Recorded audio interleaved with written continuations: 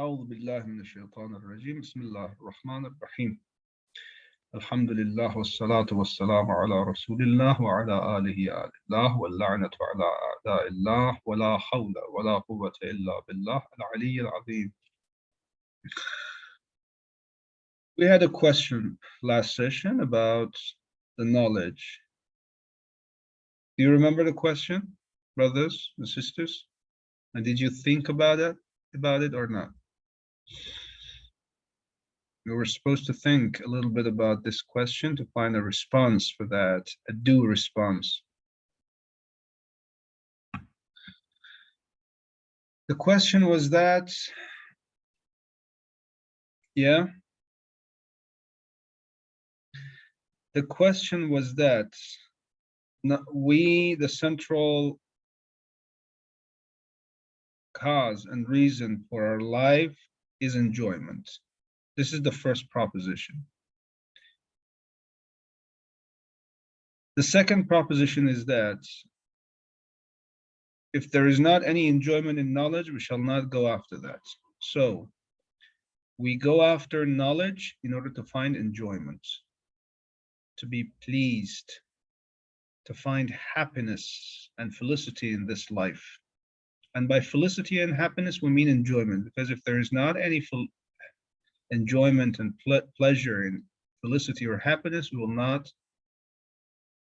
call it happiness. We will not call it felicity. And we will not go after happiness and felicity.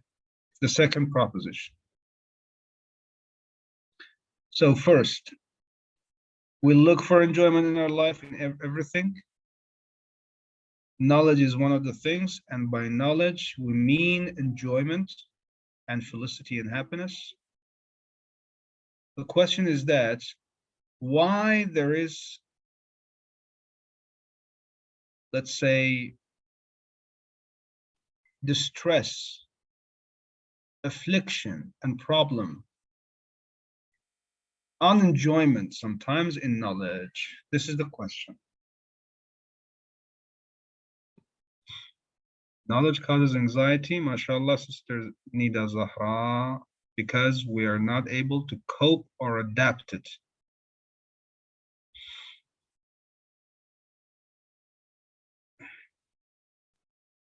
What do you mean exactly by this word? Because we are not able to cope or adapt it. By adapt, you mean we cannot apply it correctly in our life? We cannot use it?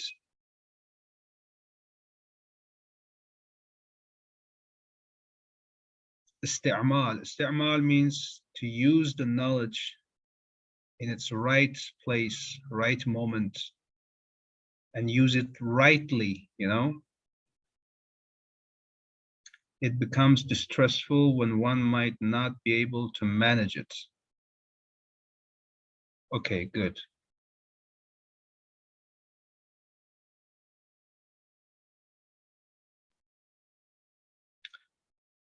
One might not be able to manage it.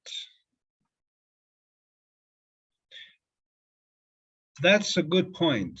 That's a good point. You mean that if you just manage, adapt, and cope with the knowledge correctly, then you will be able to enjoy that knowledge, and there is no anxiety and distress behind it. Is it really like that? The very simple example I told you about the time of death. Imagine you know your death. One of the reasons that Allah is not telling us the time of our death is the same, because our life will totally become off, you know? We will not have a very nice time if we know the time of our death. We will be unrelaxed. Many problems for ourselves, psychologically, and for the people around us will happen. Then Allah conceals and hides the time of our death from us, though He knows. Though He knows. This very simple example can help us a lot. If Allah uncovers this time for us, what will happen for to me and to the others, to those who know that their time of death, when is the time of their death, they will be stressful a lot, because if it is new, if it is near and approximate, then they will become disappointed and desperate, and they say, oh, nothing is worthy of working, then I shall not try, I shall not do anything, because my time of death is so close and near. If it is far and far, they will become arrogant. For example, 100 years later, the person becomes so hopeful in a way that there is a fear of becoming arrogant before Allah Tabaraka wa Ta'ala. So the philosophy of why Allah is not letting us know when the time of our death is, and many other information are hidden from us, is to control us, control our, let's say, self, our negative feelings. Allah is not letting those negative feelings of ourself rise. He's going to stop that by stopping informing us and letting us know what is happening in the future. Now, if, for example, you know the time of your death, God forbid it happen, I don't know, 1 month later, 1 month later, you see in your dream an angel come to you, or an arif tells you that next week you're going to die. Next week you're going to die. Imagine. Just imagine, deeply imagine. Think that next week, one of us is going to die. Among these 11, it's really difficult, yeah? Stressful right now. Think, we are 11 members here. 11 members in this room. One of us is going to be chosen by Israel Malik al-Maut for death.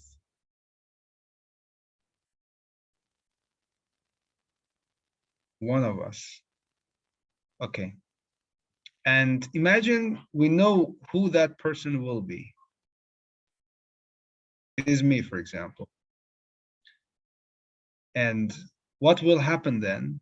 This person is going to die next week, for example. Am I able to cope with it or not? Is it possible for me to cope with it or not? How I cope with it? How do I cope with it? I have this knowledge. One of the sisters say,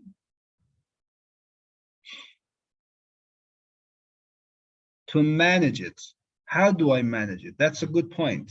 But I want to know, how do I manage this type of knowledge? Is that really that simple to manage it? How do I want to manage this? Yeah, for 1 week. Another sister, Nida Zahra, says, adapt it, cope with it. How do I cope with it? Everybody's becoming silent, huh? Maybe Malik al-Maut Israel is going to choose one of us. Assalamu alayka, ya Israel, ya Malik al-Maut. The peace and blessings of Allah be upon you.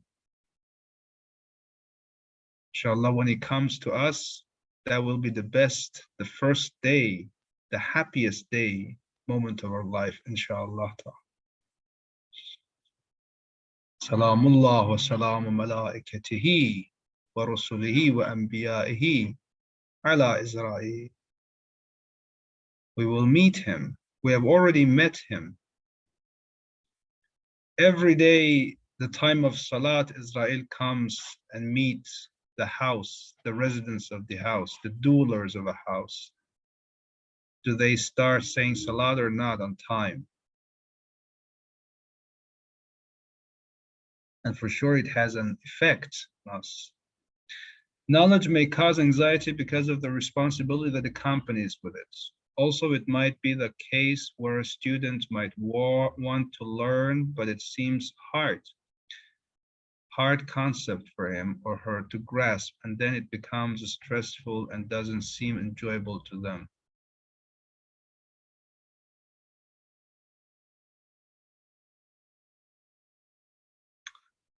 Sister iPhone said the iPhone where a student might want to learn, but it seems hard concept. Good.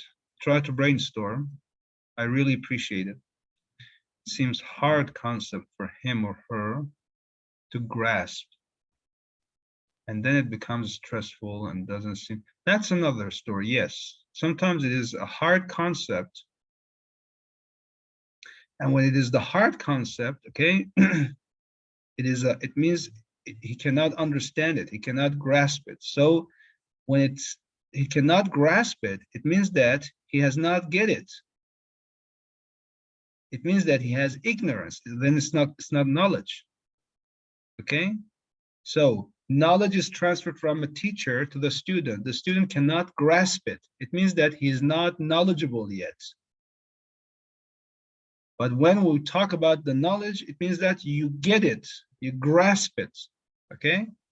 When you don't grasp it, the knowledge has not transferred to you yet. So it's not in terms of knowledge, then it's in terms of ignorance. And ignorance is clear. Why we have stress when we have ignorance? Because ignorance means you lack something. When you lack something, you have stress. The reason why we have stress when we have ignorance is clear. But knowledge is not transferred yet, or is transferred but not grasped by this person. When it's not grasped, this person is still unlettered and ignorant about this reality. Good. Sister Rashada, we have not reached the capacity to use the knowledge wisely yet. Usage, applicability, to apply knowledge, that's another story. But how do you want to apply? For example, the time of death has come. You're going to be told about the time of your death time. And how do you want to use it wisely? The point here is this: use it wisely, manage it, adapt it, cope with it. The three sisters have said. All of them mean the same. How do I do it? That's right. That's totally right. But I want to know how to manage the time of my death. We won't have humility in front of our Lord if we are aware of these hidden facts, maybe. That's it. Depends on the capacity of the person. A very few might be able to. Depends on the capacity of the person. A very few might be able to. Yes, that's right. I want to be one of those few members. We are here to be one of those few members. Yeah, many people have seen their death times. Amir al-Mu'minin knew, his followers, his companions knew. Many Urafan know the time of their death. They see many shuhada, they see how they are going to be martyred. I want to be one of these few members because we're talking about pure knowledge. It means that you want to be an exception. Yeah, try to be an exception all the time. Don't be afraid of that. Don't say I don't want to be an exception. أكثرهم لا يعقلون أكثرهم لا يشكرون وقليل من عبادي الشكور. Most of the people do not know. Most of the people are not grateful. Then you have to be an exception. You have to be away. You have to be separated from the common people. I want to be one of those few members, Sister Sayyidah iPhone. Okay, what shall I do? When we gain knowledge for the sake of Allah Almighty, then it is not discomfort. So we use that knowledge for the betterment of mankind. One example came in my mind is Dr. Mustafa Chamran and a lot more revolutionaries. Those use their knowledge and experiences to save the mankind. Shaheed Qasim Soleimani, the same, to save the mankind. Sometimes some sorts of knowledges, brother Daniel, is not for helping the other people. As if I told you about the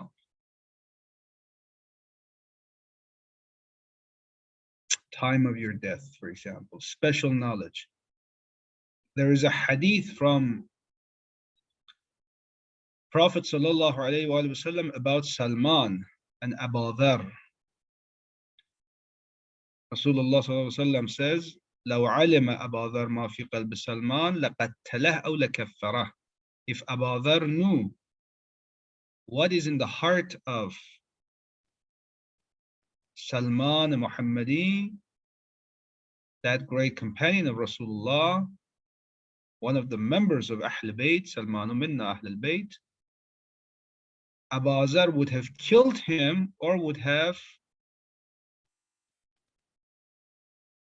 become unfaithful totally to him, would say that Salman is unbeliever. Salman is a kafir. Means that there were mysterious and secret knowledge in the heart of Salman. Meaning that why Abu Dharr was going to kill him? Because when you feel stress, you kill somebody. Or you say the other person is kafir. There's no mentality. There's stress. There's uneasiness in your heart. Yeah? That is why you abuse, you accuse others. You insult others of bad things. Or even you try to harm them. So Abu Dharr did not have the mentality and the capacity to receive this information from Salman, special information. Special information. This sort of knowledge about high worlds, because there are two types of knowledge. One type of knowledge is applicable, is usable for you yourself and for the others. That's okay. When there is a sort of knowledge, Brother Daniel, you use it for the sake of others, for the betterment of others. For example, you know how to recite Quran. Allah has dedicated you this knowledge beautifully. You use it for the sake of others. If you don't use it, it's just like an artist that cannot paint or can paint, but cannot transfer his art for the other people, for them to enjoy it.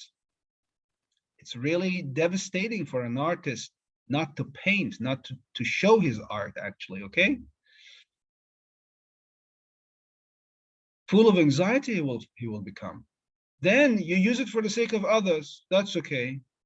You feel relaxed, you feel easy when you transfer this knowledge to the other people. Your art, the knowledge that Allah has given to you, you apply it, you use it, you cope with it, you get along with it, you manage it. This is good. But some sorts of knowledge are totally personal, related to you yourself. You cannot transfer it to other people. Devastating. Many knowledge are like this. The knowledge that Salman had was this sort of knowledge. We're talking about this sort of knowledge. That type of knowledge that are about to be used for the betterment of life, for the betterment of your life, the other people's life, their happiness, that's totally right. You have to use it so that you don't face distress and anxiety inside that. That's right. You know mathematics, okay? If you don't use it,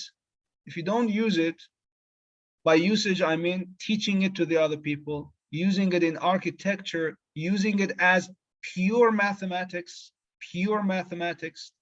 perfect mathematics, absolute one. If you don't study itself is a type of usage, then it can be distressful. You have a cell phone, okay? You know how to use it, but you don't use it. There's too much conflict inside you. It means that your heart commands you, commands your organs. You have knowledge here, okay? It means that your mind is active. Your mind is active, and your mind is part of your body, your whole body. And the mind and the heart is the coordinator and the commander of the other organs. When the mind has the knowledge, when the heart has inclination, but the hand does not move forward, your body does not act upon that, upon your knowledge, upon your heart. There is conflict.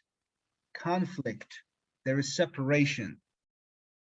Your mind commands you to use your knowledge, but your hand does not go. So you feel stress. There is incompatibility.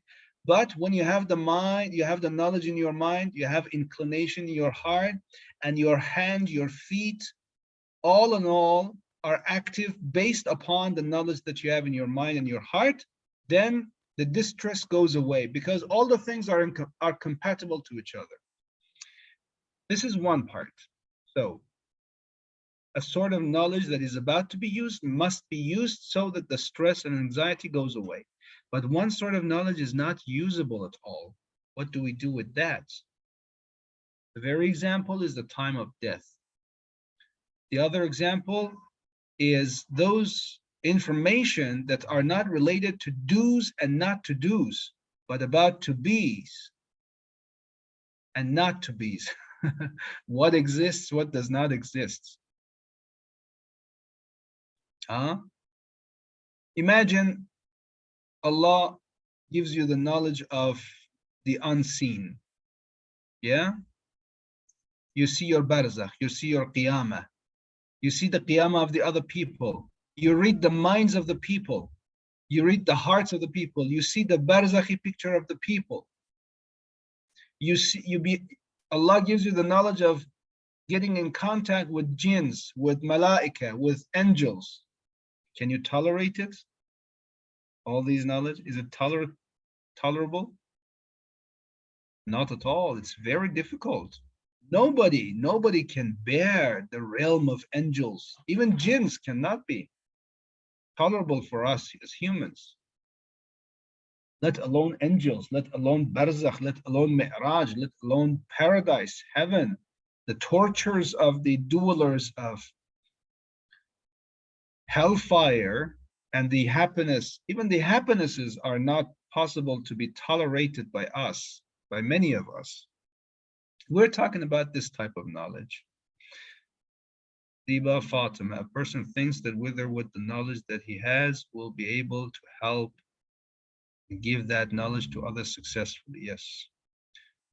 Once knowledge is gained, the next step is to act upon it through tazkiyah, self-reformation. Have complete humility and submission in front of our Lord, and surrender in front of our ma'sumin as reliance on Allah subhanahu wa ta'ala, and tawassul to ma'sumin is to act upon the gained knowledge. One word here, I like it, reliance upon. Reliance on or upon Allah tabaraka wa ta'ala. This is the word I meant. Thank you. Sister Sayyidah Aif.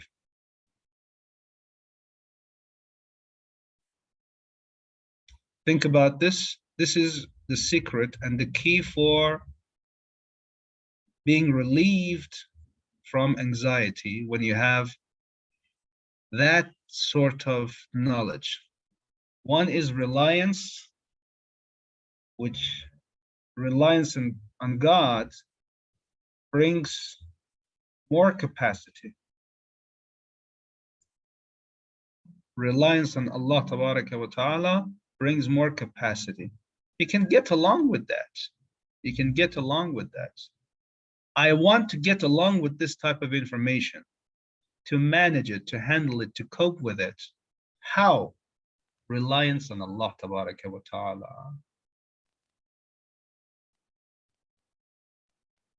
There is nothing greater than it. Allahu Akbar min Yusuf. La ilaha illa hu. La hawla wa la quwwata illa billah al-ali al-azim. La ratbin wa la yabisin illa fi kitabin mubin. Huwa ma'akum aynama kuntum. All these, meaning that even the all knowledge of the universe, you have everything you have, it's all in the hand of Allah tabaraka wa ta'ala. Everything. You have the full submission to Allah tabaraka wa ta'ala. You have the full satisfaction to what Allah has made to you, has caused you faced with that type of affliction, that type of happiness, that type of whatever happens to you. Everything is same and similar to you because everything comes from Allah tabaraka wa ta'ala. La ratbin wa la yabisin illa fi kitabin mubin. La hawla wa la quwwata illa billah. There is no power. There is no strength. There is no movement. There is no coming. There is no going. There is no breathing. There is no winking. There is no nothing. There is no movement except with the permission of Allah tabaraka wa ta'ala. This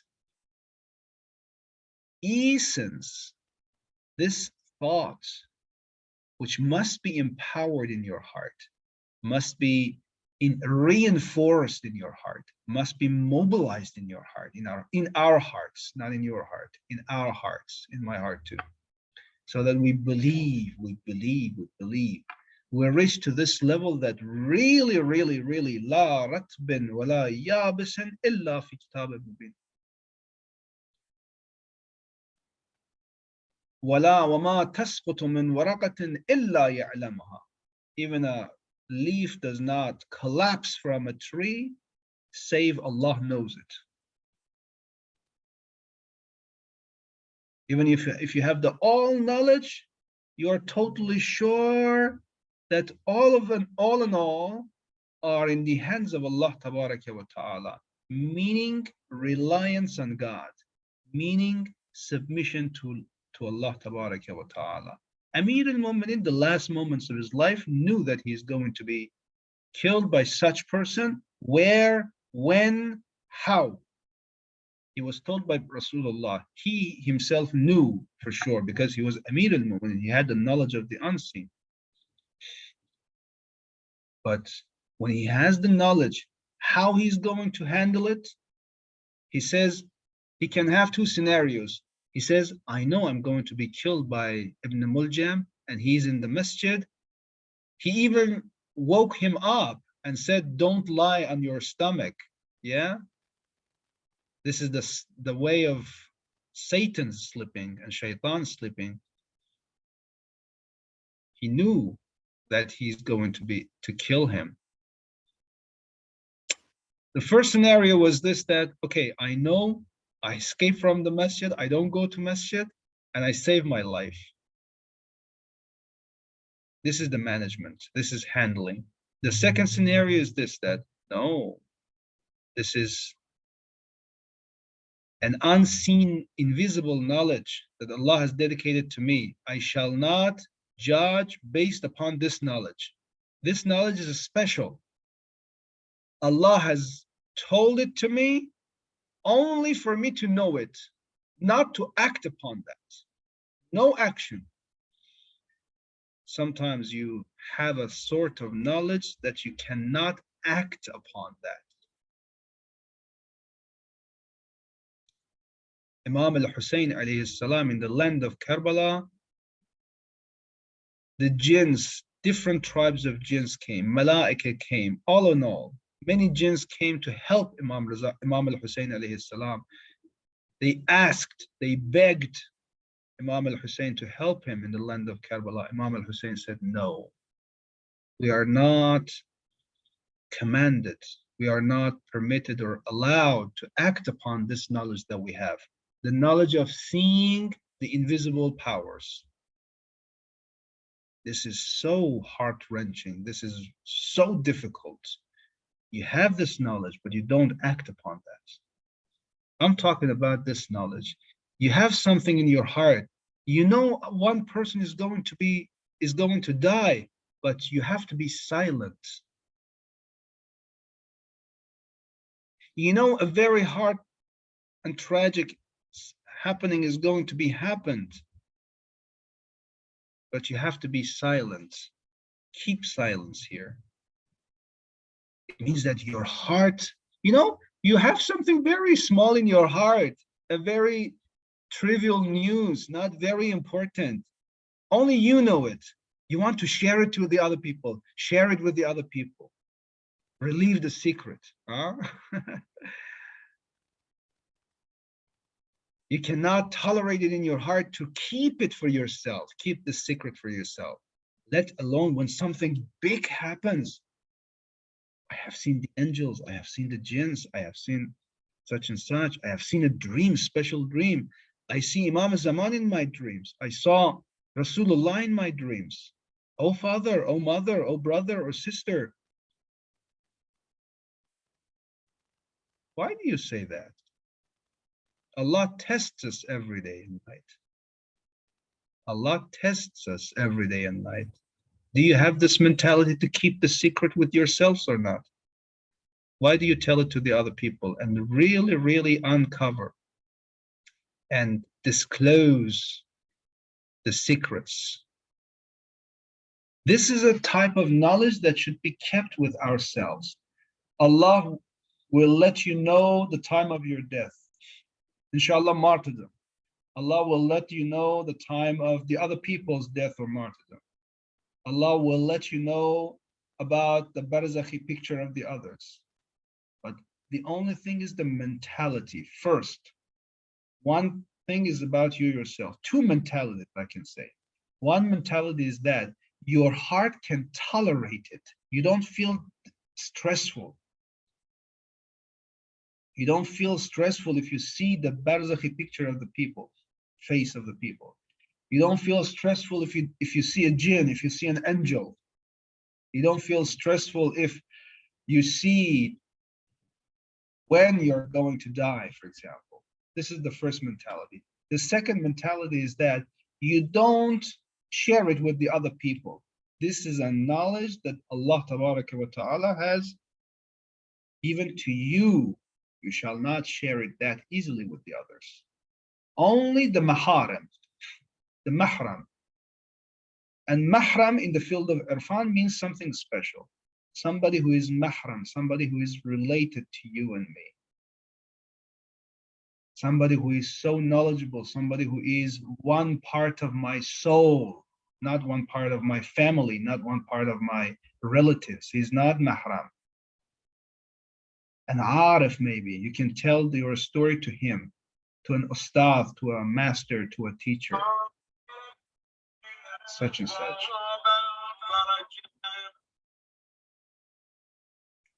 Sorry, mother is calling again. As it's mom, I have to answer. Assalamu alaikum.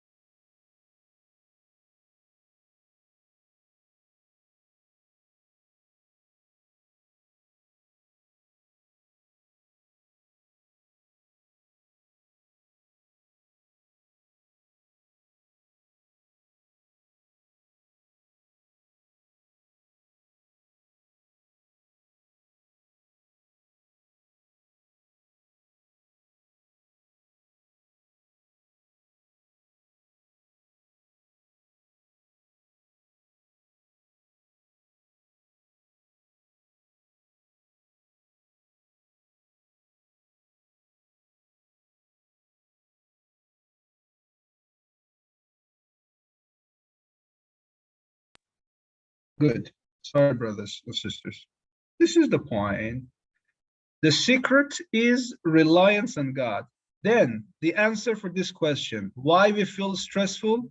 Because we don't have the capacity. We don't have the mentality. It's a high burden.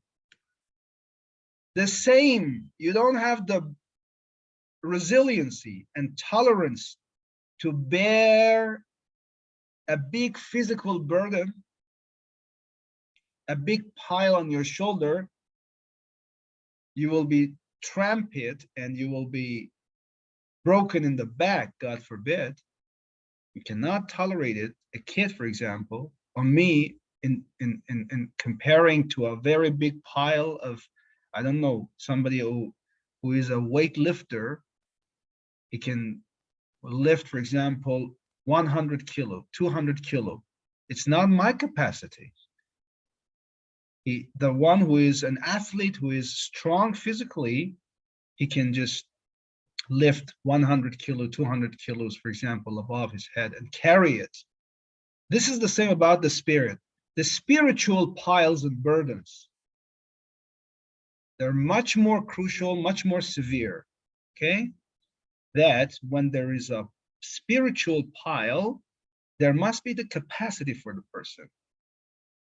Getting in touch with the angels, world of angels, getting in touch with the jinns, with the invisible world, getting in touch and knowing about the secret information, knowing about the personality of the people, their barzakhi face, for example, seeing the tortures in Qiyamah and hellfire, seeing the blessings in paradise,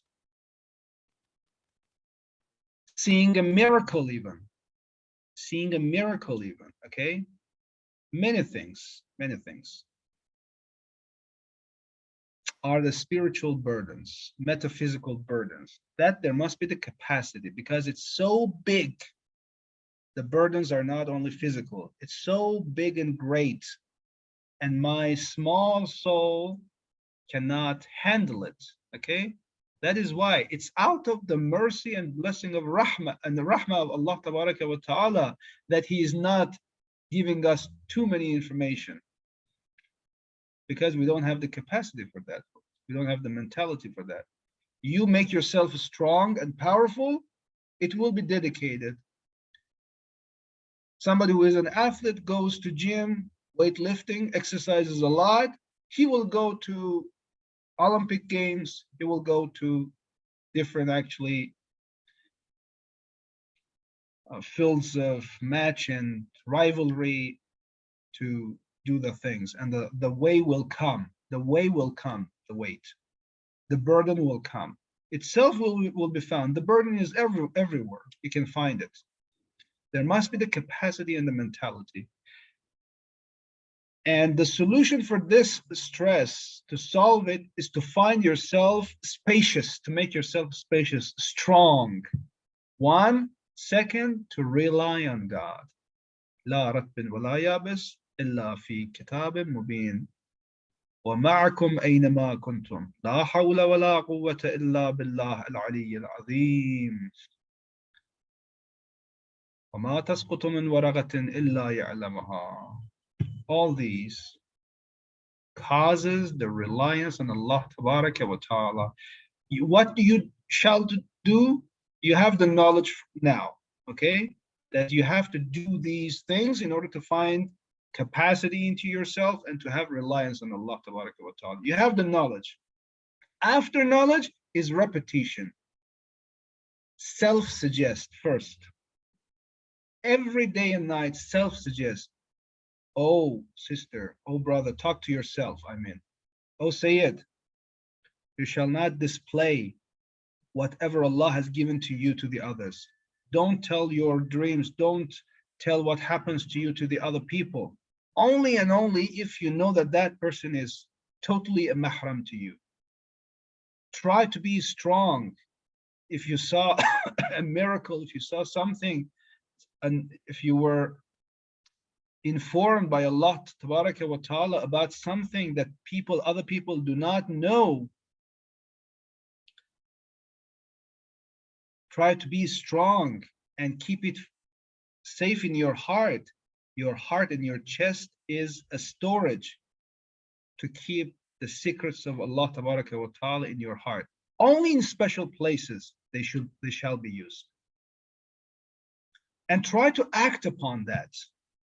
The strength, power, self-suggest yourself, when you face a very special information from high worlds, special dream, try to make your heart strong and keep it with you, and do not be, let's say, naive and weak if it's harming you, if it's hurting you sometimes. Not harming, hurting you. If it's hurting you, you have to get along with that. Get along with that so it becomes one part of yourself and nafs, so you will feel easy after that. That is the solution, brothers and sisters. Make yourself capacity, make your capacity big and your soul spacious, high resiliency, high tolerance in terms of receiving the information from the invisible world, from the higher world, and to put reliance on Allah Tabaraka wa Ta'ala, tawakkul, and make sure that these information are from Allah Tabaraka wa Ta'ala, and nothing will be happened without his permission. Even if the time of your death is being told by Allah Tabaraka wa Ta'ala to you, okay? That's all. This was a short or maybe a long answer for this question.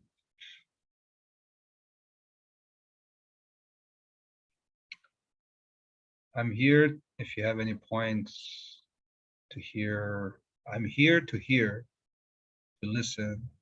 So Ziba Fatima says, so does this mean that the alim and scholar who are knowledgeable, whereas on the other side there is ordinary person who is not that knowledgeable? So does this mean that ordinary person was not capable of attaining that knowledge which scholars has, so Allah didn't provide that ordinary person more knowledge? That is, the knowledge is ranked, my sister, ranked in different levels. 1 level, 2 level, 3 level, 100 level. The highest type of knowledge is dedicated to Rasulullah, to Ahl Bayt alayhim salam. Their students have lower knowledge. Their students have lower knowledge, till we come and we reach to this level, to the level of common people. Common people also have knowledge. They sometimes see dreams. They dream Imam al-Hussein, they dream Abul Fazl Abbas, okay? But they shall also not share it to the others. If they share it to Mahram, to all the people, they will not see the following dreams actually, okay? But if they try to manage it, cope with it, and adapt it the way we explained actually, then higher blessings will be given to them. The first blessing is given if Allah knows and is assured by our actions, true mentality and capacity, that I was deserved to be given this blessing, Allah will give him the second rank blessing. This is the way that you go on level 1 class. If you have the capacity to go to the second level, you will be dedicated the second level, third level, fourth level, fourth level. If not, you will remain on the first level and repeat it and repeat it and repeat it. Many people are actually frequently and repeatedly take the course on the first level and maybe at the most in second level. But those people who know how to behave with the blessings and treat with the let's say mu'jiza and the karamat of Allah Tabaraka wa Ta'ala, they will be dedicated higher and higher. Sallallahu alayhi ya Abu Abdullah. Okay. Say the iPhone, I have heard from ulama that one of the ways to increase capacity is to be thankful and have the feeling of nothingness, that we are nothing, everything, if from Allah subhanahu wa ta'ala, be it knowledge or wealth. Yes, everything is a blessing. Exactly. You have the money. Money is a blessing, huh?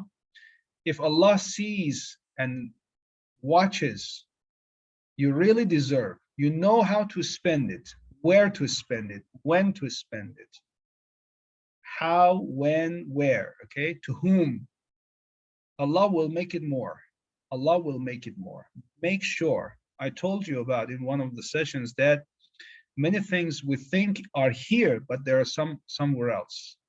One of them was, for example, knowledge was in the hunger, but people are looking for that in making their stomach thirsty.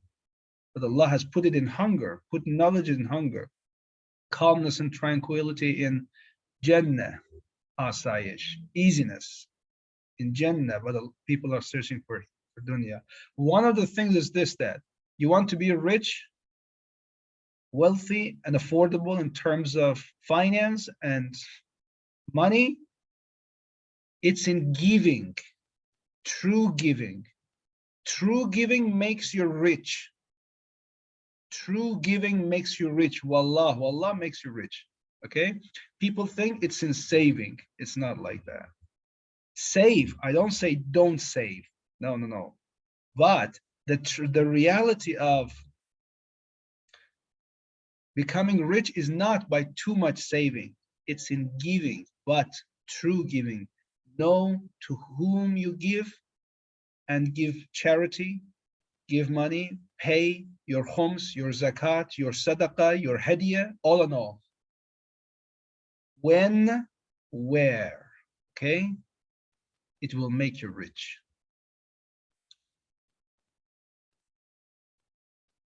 This is about money. That was about the spiritual blessings. Money is a physical blessing, but the karamat are higher spiritual blessings. That is the same strategy. That is the same mechanism. If you know how to use it, how to spend it, to whom you tell it, what Allah has shared it with you, okay? Then Allah will make it more. That was why our sisters say at the beginning, to cope with it, to manage it, to handle it, to adapt it, okay? All means that to use it correctly, to use it about yourself. If you are about to use it for yourself, use it for yourself. Don't share it with the other. If you are about to share it with the others, you have to know to whom you share it, actually. Oh, the information and the messages are a lot here. I cannot read all of them. Signs that we have attained dedicated knowledge. May Allah subhanahu wa ta'ala bless you. Thank you. Thank you very much. May Allah bless you too. Jazakumullah khair. I think that's enough for today. Inshallah, on Saturday, we will have another session. Allah give us tawfiq, give us life, and we will speak about other aspects, inshallah ta'ala. وآخر دعوانا أن الحمد لله رب العالمين وصلى الله على محمد وآله الطاهرين. Thank you all. في أمان الله.